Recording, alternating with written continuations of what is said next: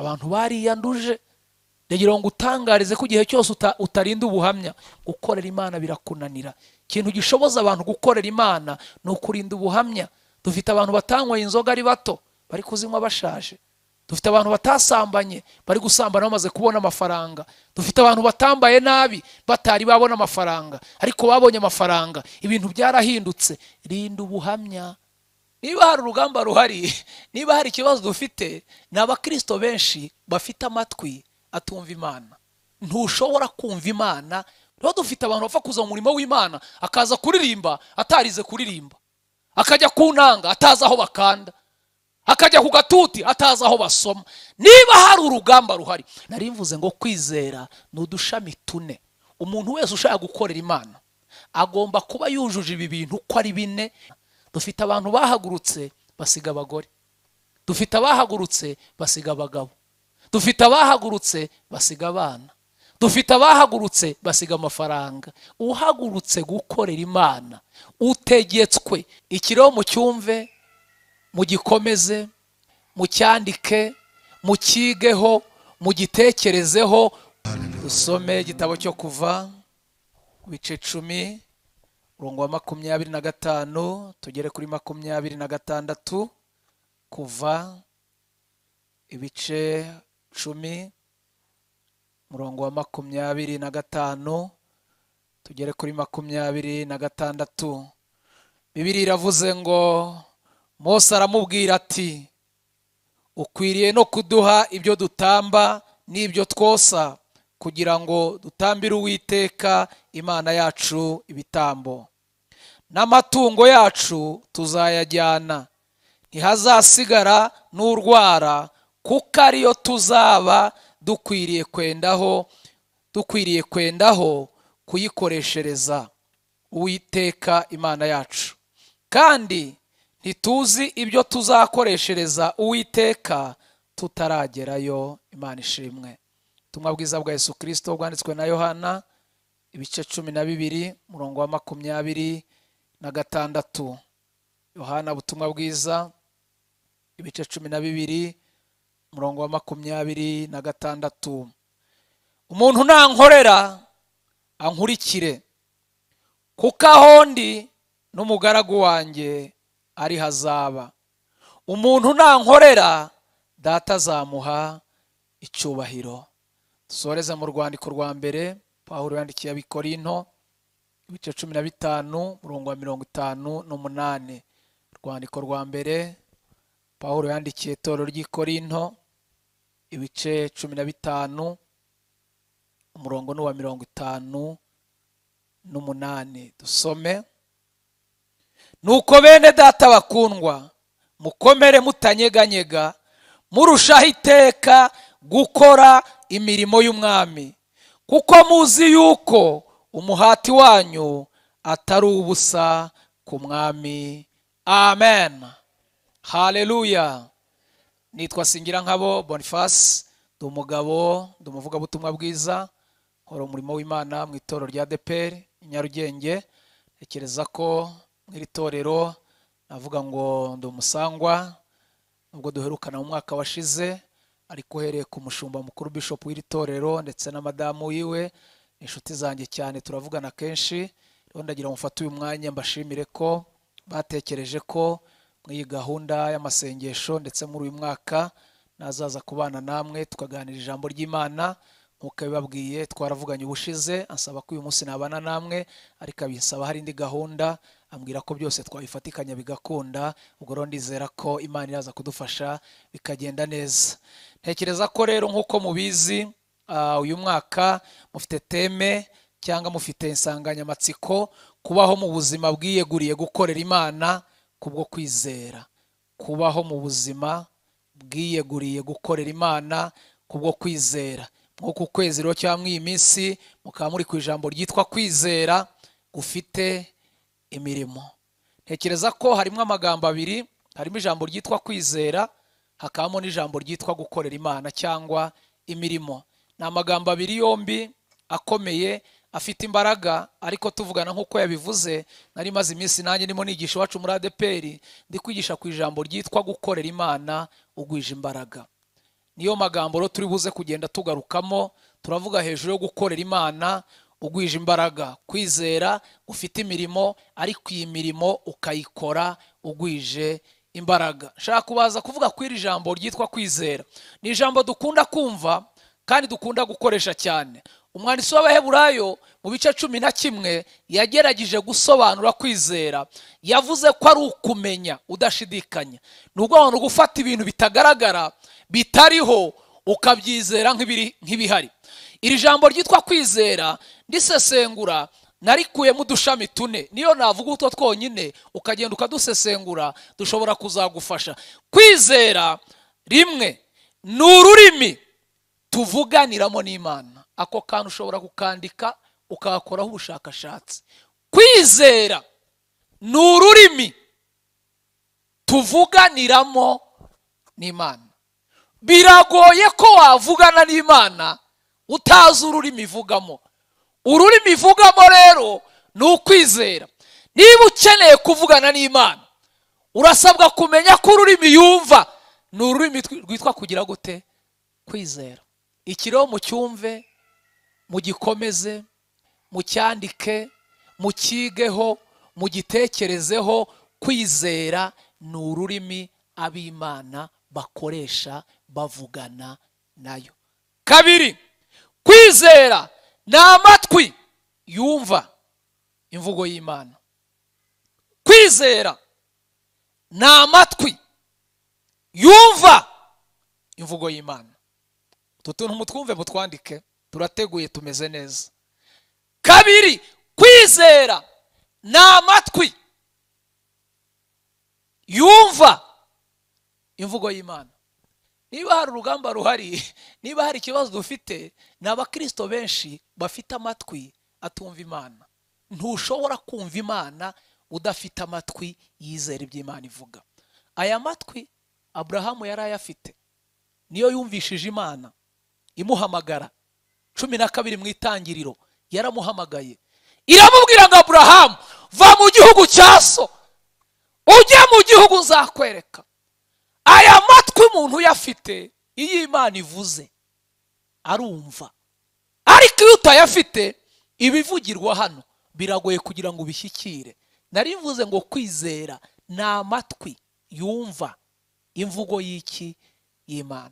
Aya matwi ndayabifurije. Mukeneye ko amatwi yanyu yumva abagabo, mukeneye ko amatwi yanyu yumva abagore, mukeneye ko amatwi yanyu yumva akazi, mukeneye ko amatwi yanyu yumva visa. Ariko bigoye ko ushobora kumva Imana ibivuze udafite kwizera. Ko naka kabiri. Gatatu, kwizera ni amaboko yakira iby'Imana. Munyumve nimuvuge ngo amen. Ahantu nigishije ejo nababwiye ko ngiyeho ngendera ku bintu 4. Kimwe ndi umusomyi, kabiri ndi umusenzi, gatatu ndi umwigisha, kane nita ku muryango, gatanu ntanga ibyishimo. Nibyo bintu bindanga uko ari 5.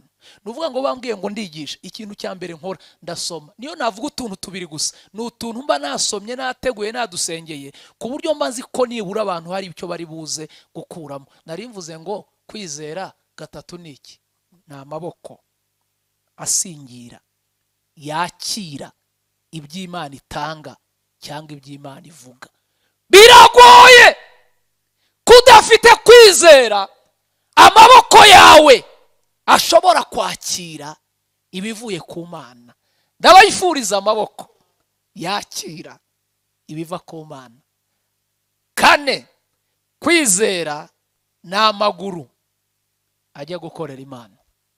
Two tuntu 4 mutwandike, mudutekereze, mutwumve. Ntikizaga badufasha hari abari kubyandika. Nari mvuze ngo kwizera ni udushami 4.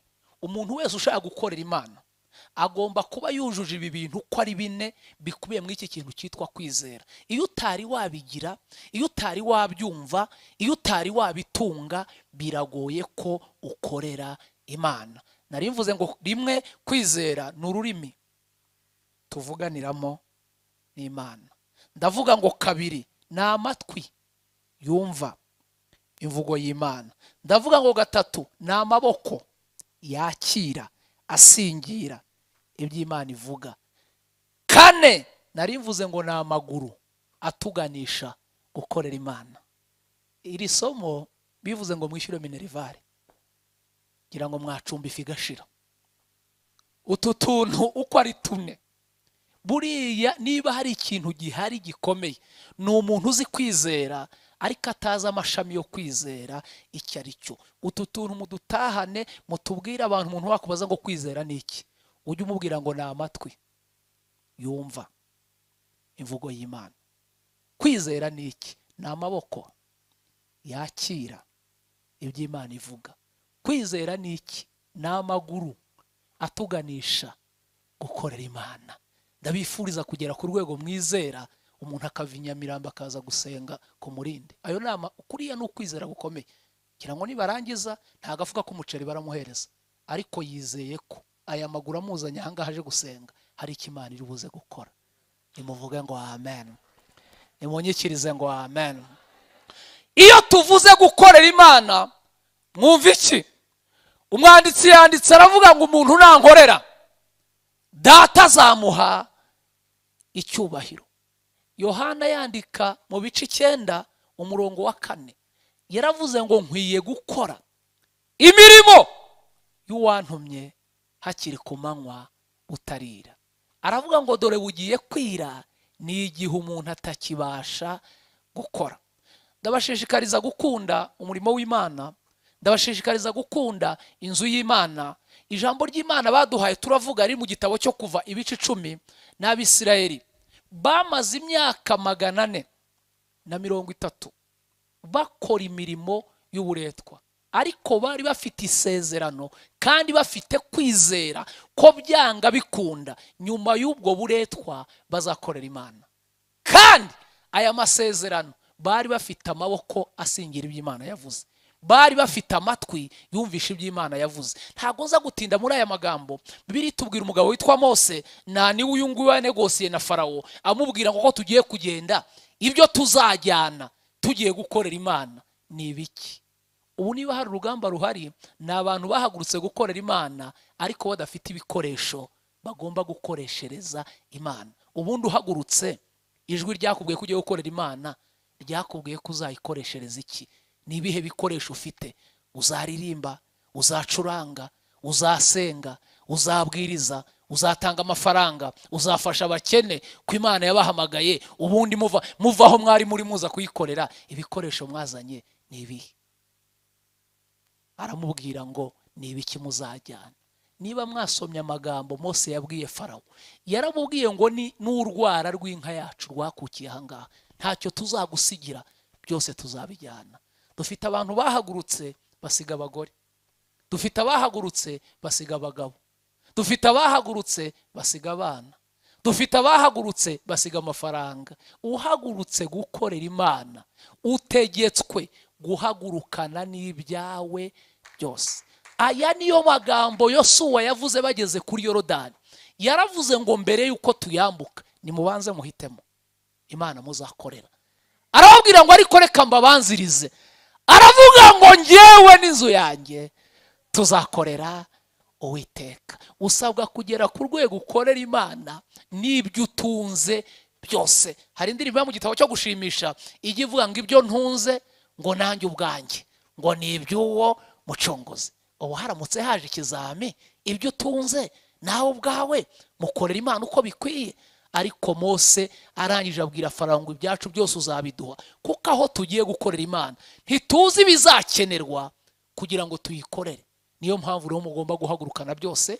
Ushobora kuba umuhungu wawe bumvishe ko bakeneye abakobwa kandi umwasize abakobwa mu rugo, mufite abakobwa bari aho ngaho gusa, nyabuneka mujye kuzana abakobwa. Ntago mwumvishe ibintu biri kubera ahangaha. Muzana abasore, muzana abasaza, muzana abakecuru. Umurimo w'Imana ukeneye ingeri zose ziza gukorera Imana. Nimuvuge ngo amen. Muraza kunyemerera kubera cya gihe cyacu dufite, shaka kuza kuvuga amasoko 12 tuvomaho imbaraga zo gukorera Imana. Ndayanyuramo nirukanka bitewe n'igihe dufite.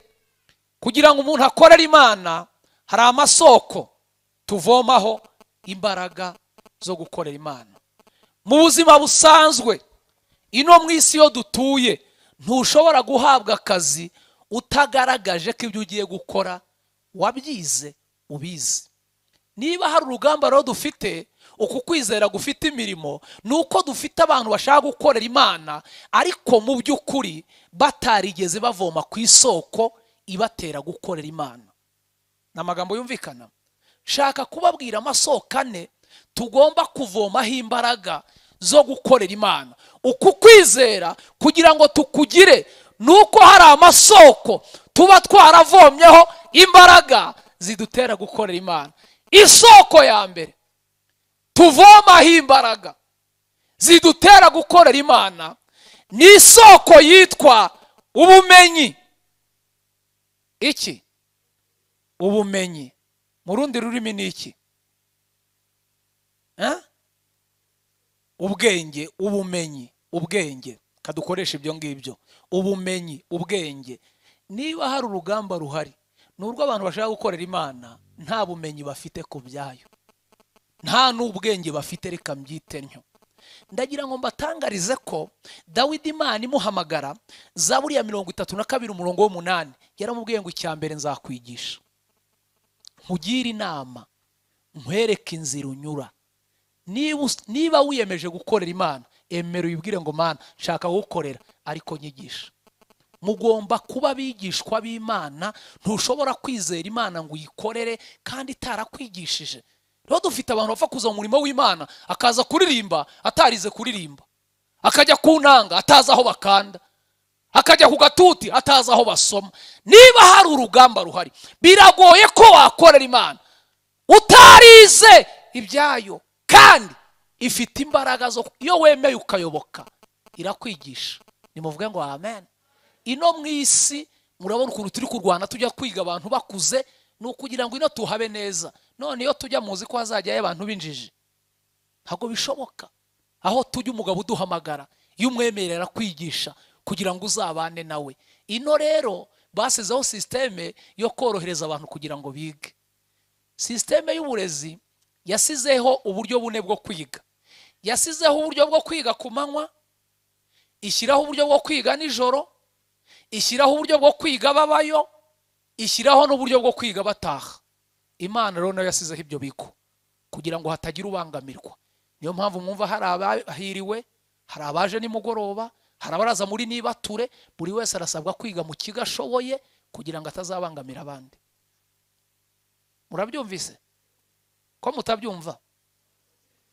Narivuze ngo isoko ya mbere tuvomaho gukorera Imana ni isoko yitwa ubumenyi, yitwa kwiga.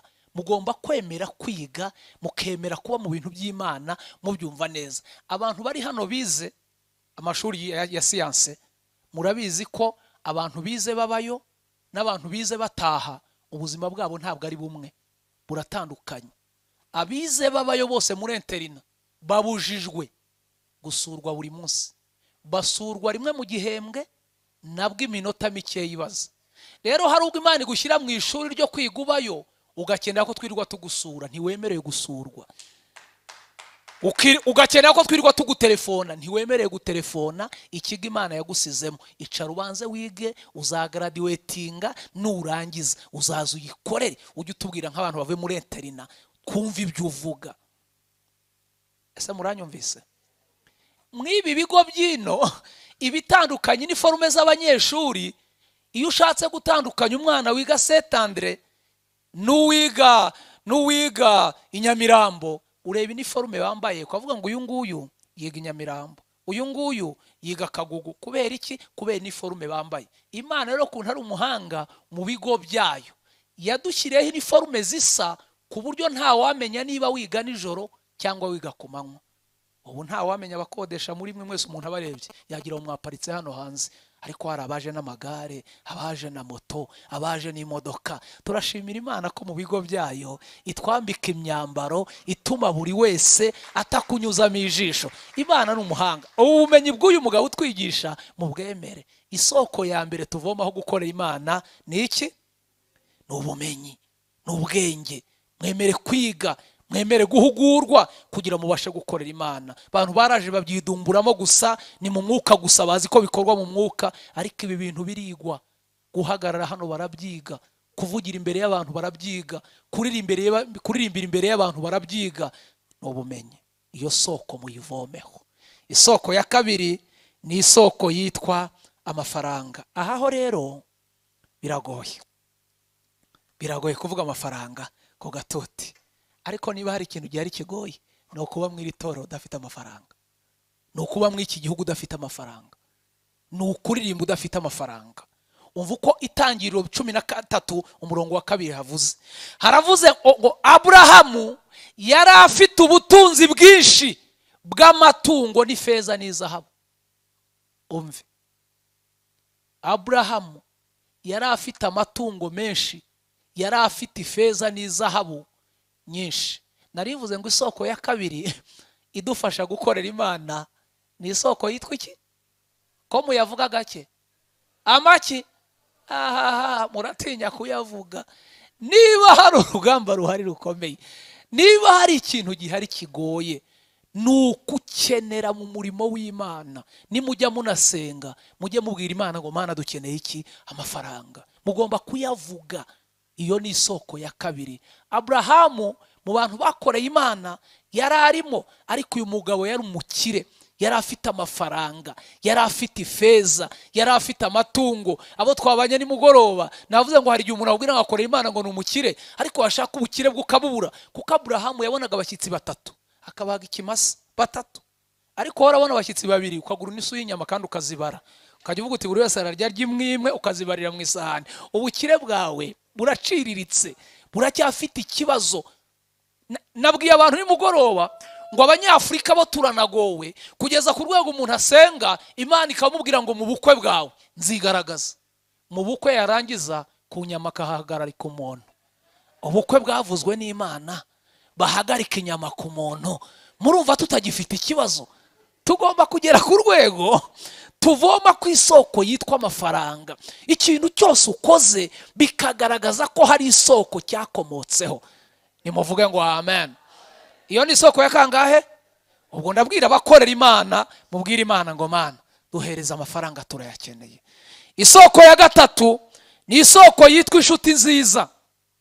Gukorera Imana urasabwa kugira inshuti zimeze zite? Nziza. Kuko niba hari ikintu kigoye ni ukuba mu murimo ufite inshuti mbi. Ikintu cyashoboje Mose gukora umurimo nuko yari afite Yosuwa. Icyashoboje Eliya gukora umurimo nuko yari afite Elisa. Icyashoboje Paulo gukora umurimo nuko yari afite Timoteyo. Icyashoboje Yesu gukora umurimo nuko yari afite abigishwa. Murasabwa kuba mu buzima ushaka inshuti. Isoko yitwa inshuti zimeze zite? Nziza. Iyo ni isoko ya gatatu ishobora kugufasha gukora umurimo w'Imana. Isoko ya kane ni isoko yitwa kugira gahunda mu murimo w'Imana. Ndavuga wenda isaha, kugira gahunda, kubaha igihe. Dufite abantu bakorera Imana ariko bahuzagurika pe. Gahunda ni 9:00 akaza 10:00. None mubona tuzahembesha dute? Kugira gahunda, kubaha isaha ni isoko tugomba kuvomaho gukorera Imana. Abakoresha bino ntiwakerewe akazi ke ngo muzakiranuke, ariko Imana twiyemeje gukorera niyo usanga abantu bayikorera. Tuba mu buzima bumeze nk'ubudafite gahunda. Niba ushaka kuba mu murimo w'Imana neza ugakorera Imana uko bikwiye, urasabwa kuvoma ku isoko ya kane yitwa kugira iki? Gahunda. Urwandiko rwa mbere rw'Abatesalonika 5:14 haravuga ngo kandi turabahugura bene data kugira ngo mucyahe abica gahunda, mukomeze abacogora, mufashe abadakomeye, mwihanganire bose. Umuntu uba mu buzima butagira gahunda, gukorera Imana biramugora. Ndagira ngo mbatangarize ko mu masoko tuvomaho imbaraga zo gukorera Imana harimo isoko ya kane yitwa kugira iki? Gahunda. Isoko ya gatanu tuvoma gukoreraho Imana ni isoko yitwa Umwuka Wera. Iki? Umwuka Wera. 41 Itangira umurongo wa 38 haravuga ngo Farawo abaza abagaragu be ati tuzabona hehe umuntu umeze nk'uyu uri mu mwuka w'Imana? Daniel 5:14 haravuga ngo numvise bakuvuga ko umwuka w'Imana ari muri wowe, kandi ku mucyo no kwitegereza n'ubwenge biva ku Mana bikubonekaho. Amen. Umwuka Wera ni isoko idufasha kuba mu murimo w'Imana neza. Dufite abantu bagwije amafaranga, dufite abantu bagwije siyanse, dufite abantu bagwije imiryango ikomeye, ariko bavuze kuvoma ku isoko yitwa umwuka wera. Nta kindi kizadushoboza gukorera Imana uko bikwiye uretse kwegera Imana tukayibwira ngo Mana dukeneye umwuka wera. Uyu murimo w'Imana turimo uduhereza umwuka wera kugira ngo tubashe kuwukora uko bikwiye. Isoko ya gatandatu tuvomaho gukorera Imana ni isoko yitwa gusenga. Kugira gute? Yakobo 5:16 kugera umurongo wa 18, 15, urwandiko rwa Yakobo ibice 5 umurongo wa 16 kugera ku murongo wa 18 haravuga ngo mwaturane ibyaha byanyu kandi musabirane kugira ngo mukizwe. Gusenga k'umukiranutsi kugira umumaro mwinshi iyo asenganye umwete. Dore Eliya yari umuntu umeze nkatwe, asaba cyane ko imvura itagwa. Imvura imara imyaka 3 n'amezi 6 itagwa. Arongera arasenga, nuko ijuru rigusha imvura, ubutaka bumeze imyaka yabwo. Amen. Isoko yitwa kugira gute? Gusenga. Iyi ngiyi abantu benshi barayiparitse. Ndagira ngo utangarize ko nujya mu bintu byo gukorera Imana udafata umwanya wo gushyira amavi hasi ngo usenge, udafata umwanya wo kwiyiriza, ntago bizakunda. Indirimbo kugira ngo iryohere abantu igira icyo ikora nuko igomba kuba yasengewe. Ubutumwa bwiza kugira ngo bugire imbaraga, kugira ngo buhindure, nuko bugomba kuba bwasengewe, umuntu agafata umwanya agasenga. Ndabinginga kugira ngo mufate umwanya mubi imbere y'Imana, mwegere ku isoko yo gusenga. Abatoya bo nta mwanya naza kubona wo kuza kubatindaho, bazi ko gusenga ari ibyo abantu bakuru. Dufite n'abantu bavuga ngo bazatungwa n'amasengesho y'abanyirakuru babasengeye. Urasabwa gutoza amavi yawe gusenga. Abasore muri hano murasabwa gusenga, abakobwa muri hano murasabwa gusenga, abakire muri hano murasabwa gusenga. Gusenga ntago ari icyiciro cy'abantu runaka, gusenga ni ikintu cy'umuntu wari we wese uzi ko gukorera Imana bimukwiye. Isoko ya 7 tuvomaho gukorera Imana ni isoko yitwa gusoma ijambo ry'Imana, gusoma ibyanditswe byera. Yohana ubutumwa bwiza igice cya 1 umurongo wa 1 kugera ku wa 3, ubutumwa bwiza bwa Yesu bwanditswe na Yohana igice cya 1 umurongo wa 1 kugera ku wa 3 haravuga ngo mbere na mbere hariho jambo, jambo yahoranye n'Imana, kandi jambo yari Imana. Uwo yahoranye n'Imana mbere na mbere. Ibintu byose ni we wabiremye, ndetse mu byaremwe byose nta na kimwe kitaremwe nawe. Murasabwa kwitoza kuvoma ku isoko yitwa gusoma ijambo ry'Imana. Ibyo ukeneye byose, ubuzima bwose wumva ukeneye buri mu byanditswe byera. Muhanga yaravuze ngo nushaka guhisha umunyafurika uzamuhishe mu nyandiko. Ntago abantu bashaka gusoma ijambo ry'Imana, ariko ndabinginga musome ijambo ry'Imana. Gukorera Imana ugwije imbaraga, nta handi dukura imbaraga zo gukorera Imana ni mu byanditswe byera, no gusoma ijambo ry'Imana. Ndabashishikariza kubikunda. Abantu batunze Bibiliya ariko badasoma. Urebye telefone ushaka gucaginga 3 ku munsi, kubera iki? Umuriro washize, status, YouTube, TikTok, Instagram, Facebook, aho hose warungurutse, ariko mu ijambo ry'Imana nta murongo numwe wigeze ureba. Nyaboneka dusome ijambo ry'Imana, nimuvuge ngo amen. Haleluya. Iyo ni isoko ya 7 tuvomaho gukorera Imana. Kandi buri soko ndajya mvuga ujye ureba uko uyikoresha. Nimvuga isoko yitwa gusenga, urebe usenga kangahe, urebe ubayeho ute. Ufite abantu bakora urugendo badasenze, bakarya badasenze, bagakora ubukwe badasenze, bagacuruza badasenze, bakaririmba badasenze. Igihe cyose udakorera ku isoko yitwa gusenga uzananirwa. Isoko ya 8 tuvomaho gukorera Imana ni isoko yitwa kurinda ubuhamya. Kurinda iki? Igice cya 1 umurongo wa 8 muri Daniyeli haravuga ngo maze Daniyeli agambirira mu mutima we kutaziyandurisha ibyo kurya by'umwami cyangwa vino y'umwami, ari cyo cyatumye yinginga uwo mutware w'inkone kugira ngo atiyanduza. Kurinda ubuhamya. abantu bariyanduje. Ndagira ngo utangarize ko igihe cyose utarinda ubuhamya, gukorera Imana birakunanira. Ikintu gishoboza abantu gukorera Imana ni ukurinda ubuhamya. Dufite abantu batanyweye inzoga ari bato bari kuzinywa bashaje. Dufite abantu batasambanye bari gusambana bamaze kubona amafaranga. Dufite abantu batambaye nabi batari babona amafaranga ariko babonye amafaranga. Ibintu byarahindutse. Rinda ubuhamya. Dawidi yaravuze muri Zaburi avuga ngo rinda umutima wawe kurusha ibindi byose birindwa, kuko ariho iby'ubugingo bigira bite bikomoka. Ubuhamya ni ikintu gikomeye, ni ikintu ushobora gutakaza gukorera Imana bikakugora. Ariko umuhungu yageze i Babuloni, bazana vino, bazana inyama, batereka imbere ye, baramubwira ngo urasangira n'umwami. Arinda ubuhamya, agambirira mu mutima, aravuga ngo hoya, ntabwo nziyanduza. Ariko twebwe ibije byose turarya, ibije byose tukanywa, twarangiza twagera kuri Daniyeli tugafashwa ngo bamutaye mu rwobo, ngo intare ngo ntago zamuriye, ngo nanjye bantayemo. Ntago zakurya, zakuryana n'imyenda zakurya. Impamvu zitamuriye, hari ibyo atariye. Impamvu zitamuriye, hari ibyo atanyweye. Impamvu zitamuriye, hari aho aticaye. Impamvu zitamuriye, hari ibyo atavuze. Impamvu zitamuriye, yariye ibishyimbo. Burya yarya inyama zari kumurya. Ntabwo intare zirya ibishyimbo, zirya inyama. Burya yarya inyama, Daniyeli intare zari kumurya. Kurinda iki? Ubuhamya. Mu burinde, nta soko ryabwo rihari ngo nubutakaza uzabugura. Ubuhamya ni ikintu gikomeye. Haleluya. Muri ADPR dufite umukobwa warinze ubuhamya, karanejeje cyane. Nakabwiye abantu, umusore yaramukunze adakijijwe, aravuga ngo uriya mukobwa namubona nte, namugira umugore nte. Hari ikintu bita kwishingira cyangwa guterura. Umuhungu araza agambana n'ababyeyi be bari abakene, aravuga ati nshaka kubaha amafaranga mukashingira uriya mukobwa. Ababyeyi turayafite, amafaranga azakora ibitangaza. Ati ndayafite, nzabahayo mushaka. Bamuca amafaranga. Barangije bandika ibaruwa ishingira umukobwa, bahereza umukobwa ibaruwa ngo ayishyire umusore ifunze muri envelope, ariko atazi ko ari ibaruwa imushingira.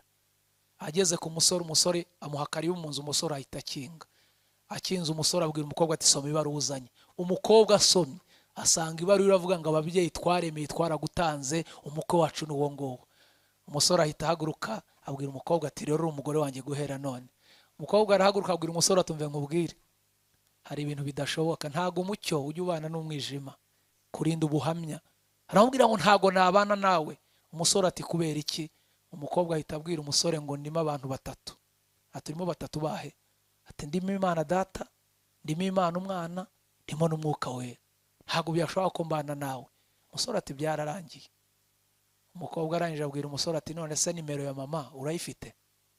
Ati ndayifite.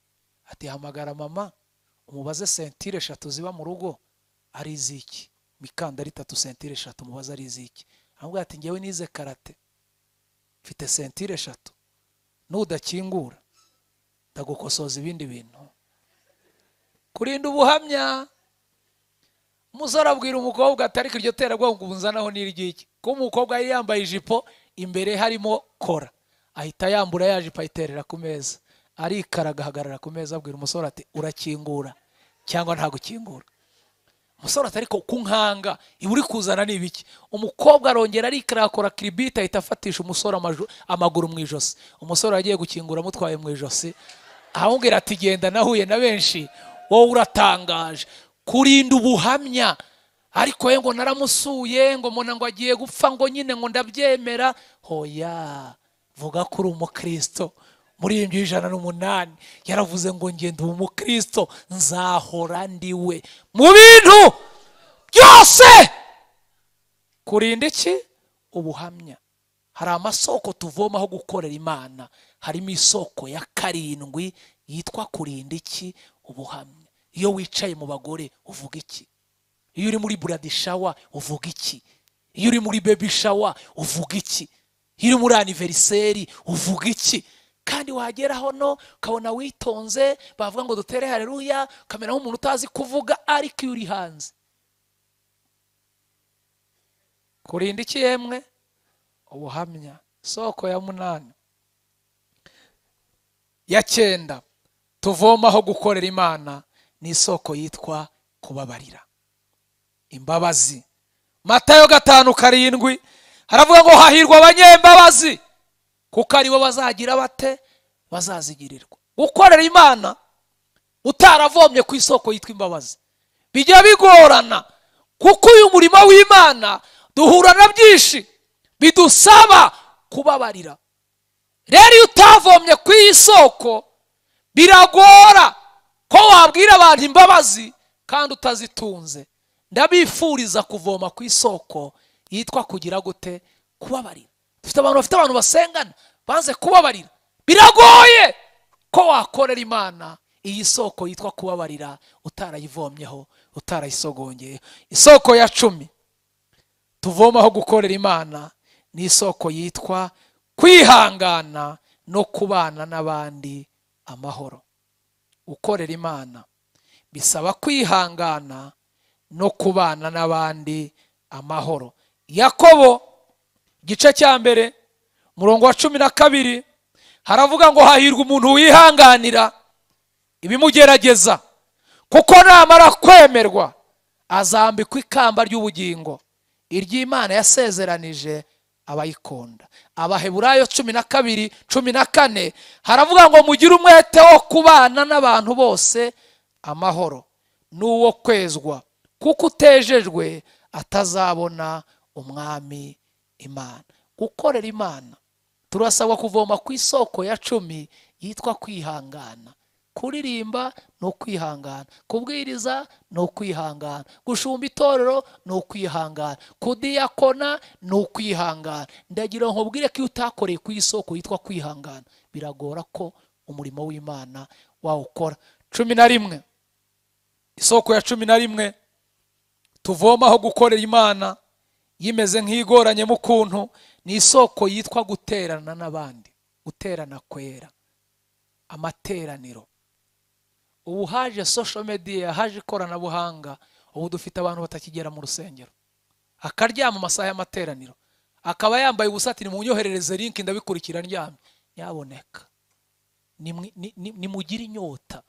Dawidi ngo yumvisha amakuru yo mu nzu y'Imana gusa ngo atari yagerayo ngo ahita yumva nejejwe nuko hari amateraniro. Ariko ubu dufite abantu pe si bibi, siporo nanjye ndayikunda, iyo mbonye uburyo ndayikora. Ariko umukristo wo gusiba amateraniro, wakora siporo mbere y'amateraniro cyangwa ukayikora nyuma y'amateraniro, mu by'ukuri igihe cyose uzumva udafite inyota yo guterana n'abandi. Kuko iyo duteranye ni isoko tuvomaho imbaraga. Kuko turaterana, umwe yaririmba, undi yavuga ururimi rushya, undi yabwiriza, ukaba urimo uvoma imbaraga zizagutunga. Igihe cyose uba mu buzima udakumbura inzu y'Imana, udakumbura guterana kwera, ni ikibazo gikomeye. Ese murimo muranyumva?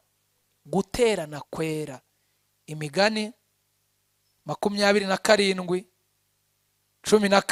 27:17 haravuze ngo uko icyuma gityaza ikindi niko umuntu akaza mugenzi we. Uko icyuma gityaza ikindi niko umuntu akaza mugenzi we. Ibyakozwe n'intumwa igice cya mbere, igice cya 2 umurongo wa 1 n'uwa 2 haravuga umunsi wa Pentekote usohoye bose bari hamwe mu mwanya umwe bahuje umutima, nuko umuriri ubatungura uvuye mu ijuru umeze nk'umuyaga uhuha cyane ukwira inzu bari bicayemo. Kuba hamwe ni ahantu tuvoma imbaraga. Ndagira ngo utangarize ko n'uwumva ugenda utakaza guterana kwera, ujye umenya ko uragenda utakaza imbaraga. Ntabwo uzakorera Imana utabona umwanya wo kwicara ngo wumve icyo Imana igushakaho. Nimuvuge ngo amen, nimunyikirize ngo amen. Isoko ya nyuma ya 12 tuvomaho imbaraga zo gukorera Imana ni isoko yitwa kwiyiriza ubusa. Kandi ibiryo birakunzwe. Mureke mbabwire, nkizwa mbyiruka nabonye amafunga abantu bamara iminsi 3 batarya. Ariko ndagira ngo mbatangarize ko nta gipimo gihari ngo tubakozeho turebe igihe muherutse kwiyiririza. Ariko hano hanze hari ibiryo biryoshye kugera ku rwego umuntu abireba akavuga ngo Imana inkope amasengesho nzabanyasenga. Umuntu ushaka gukorera Imana adafata umwanya wo kwiyiriza ngo agire umwanya yigomwe ibyo kurya asenge, twigeze tugira ububyutse wacu muri ADPR hano sengera, dukora amasengesho y'iminsi 3 araryoha, aryoshya abakristo babwira pastor ngo nagira iminsi 7, bagira 7 jours, araryoha. Amasengesho agira imbaraga zikomeye, uyatangira wumva bigoranye inza, ariko kugenda utinda arushaho kugenda aryoha. Tugeze ku minsi 7 abakristo babwira pastor ati pastor nta buryo wagira 21 ko biryoshye. Pastor ati 21 n'akazi mukora mw'uyu mujyi wa Kigali muzayishobora? Ati twayishobora, wadushyiraho ikintu cyo kujya tunywa wenda umuntu akanywa nka litiro irimo agasukari. Umwahita abwira pastor atari ko buri muntu yajyanywa n'isombe. Mureke mbabwira ubu dufite abantu biyiriza ariko bakiriza banywa isombe, bakiriza banywa potage. Ndagira ngo utangarize ko urugamba turimo turwana, intambara turimo turwana ziradusaba kugira ibyo twigomwa, ukagira ibyo ureka kugira ngo wumve Imana ivugana nawe. Wowe uzarya mu kwa mbere, urye mu kwa kabiri, mu kwa gatatu, mu kwa kane, mu kwa yewe uzasengera abana ryari? Uzasengera urugo ryari? Uzasengera amashuri ryari? Uzasengera umurimo w'Imana ryari? Simbizi. Nabaye muri korali 97 kugera mu 2000, mu 2000 kugera muri 2004, aho hose nabaga muri korali. Nzi ko hari igihe twajyaga dufata 3 jours korali turi ahantu dusenga, korali yaza kurimba ivuye mu masengesho, ukabona ibintu byakomeye rwose, iteraniro rirakaze. Naho n'ubu abantu ntibakibona umwa reka buri wese sinza kubitindaho, ariko niba hari urugamba ruhari ni ukuririmba utasenze, ni ukubwiriza utasenze. Ubushize nabanye na korali Njiribora, babwira ibintu bitanu indirimbo zikora. Buri indirimbo zifite imirimo zikora mu iteraniro, nimuririmba mukabona bitabaye mujye bamenya ko izo ndirimbo zifite ikibazo. Mu bintu indirimbo zikora, indirimbo ngo zijya zirukana abadayimoni. Ese murimo murabyumva? Ngo Dawidi yararirimbye gusa ngo imyuka mibi yari muri Sawuli irahunga. Umurimo wa kabiri w'indirimbo ngo indirimbo ngo zijya zibohora imbohe, ngo bararirimbye gusa ngo izindi mbohe zirabumva zirabohoka. Buriya ntago bisaba ko mujya kuririmbira amageragere. Dufite imbohe zicaye mu iteraniro zambaye amabubu n'amabaze, musabwa kurimba bakabohoka nta kindi mukoze. Dufite imbohe ziba zaparitse imodoka, musabwa kurimba zikabohoka. Umurimo wa gatatu w'indirimbo ngo zijya zizana ubwiza bw'Imana mu materaniro. Igihe cyose muzaririmba mukabona presence y'Imana ntago yamanutse, muzajye gusenga haba habaye ikibazo. Ese murimo murabyumva? Ndagira ngo munyemerere dufate umwanya tubwire Imana ngo Mana dukeneye kuvoma ku masoko aduha imbaraga zo kugukorera. Mvuze amasoko angahe? 10 nangahe? Reka mbabaze ikibazo ntimunsubize. Uri kuvoma kuri angahe muri iyi minsi? Uri gukorera ku ni 12. Ayo uri kumva uri gukoreraho muri iyi minsi nayahe? Nayahe? Uri gukorera kurya Facebook? Uri gukorera kurya status? Uri gukorera kurya TikTok? Uri gukorera kurya Instagram? Uri gukorera kurya Snap? Ariko isi yashize. Mufite amasoko muri kuvomaho. Aya masoko ni mudashaka uburyo mugabanya umuvuduko muri gukoreraho, biratera ikibazo gikomeye. Uri gusura stati y'umukobwa ugasanga ya postinze ibipopi atabicuruza, nta murongo muri Bibiliya, nta jambo ry'Imana. Nyabuneka ndabinginga kwizera gufite imirimo, gukorera Imana ariko tugwije ikiyemwe imbaraga. Narinje kubabwira ngo uyu mwaka 2025 hari amasoko Imana yateguye tugomba kuvomaho, kandi uko byamera kose twizeye guhembuka. Nimuvuge ngo amen. Ndagira ngo munyemerere dufate umwanya tubwire Imana ngo Mana dukeneye imbaraga zo kugukorera. Murazikeneye? Murumva muzishaka? Aho ziva mwahumvise ni hehe? Aha aha aha aha aha aha aha. Napfubye mu mwarimu barumva ibintu navuze nibura nasiga abantu babyumvise ku buryo bagenda banabivugaho. Narinje kubabwira murasaba gukorera Imana mugwije imbaraga, kandi aho imbaraga zo kuyikorera ziva yarahateguye harahari. Ni hehe? Aha aha. Amafaranga hari yavuze cyane. Aha aha aha aha aha aha aha rwose ndumva nibura hari utuntu dusigayemo ahangaha, ntabwo ari bya byo kuza umuntu agende nibabaza ngo wigishije iki, ngo yavuze umukobwa wari ukubise umusore, nibura hakaba hari utuntu dusigaye. Nyabuneka mugende mugerageze, Imana yateguye amasoko tuvomaho imbaraga zo kuyikorera. Nimuvuge ngo amen. Kandi ndanezerewe ijambo ryumvikanye. Hari ukuntu umuntu umwigisha, iyo yigisha ibintu bigacamo abimenya. Iyo watanze kumvikana urabimenya. Mbabwiye ijambo riva mu gukorera Imana ugwije iki? Kandi aho imbaraga tuzivoma hameze hate? Harahari, harateguye. Umuntu wese ni responsable yo kwigererayo. Aha hantu tuvuze ntiwemerewe gutuma yundi muntu, niwe ugomba kwigirayo. Ushaka amafaranga ni wowe, kwiga ni wowe, gusenga ni wowe, gushaka umwuka wera ni wowe, kubabarira ni wowe. Urasabwa kugerayo wowe ubwawe. Si ibyo uzatuma papa wawe, si ibyo uzatuma mama wawe, ni wowe ubwawe ugomba gutera intambwe ukajyayo. None se tubwire Imana ko dukeneye imbaraga zo kugera kwa aya masoko? Murahaguruka tubibwire Imana se? Muhaguruke dusenge tubwire Imana ngo Mana turumva twifuza kugerayo.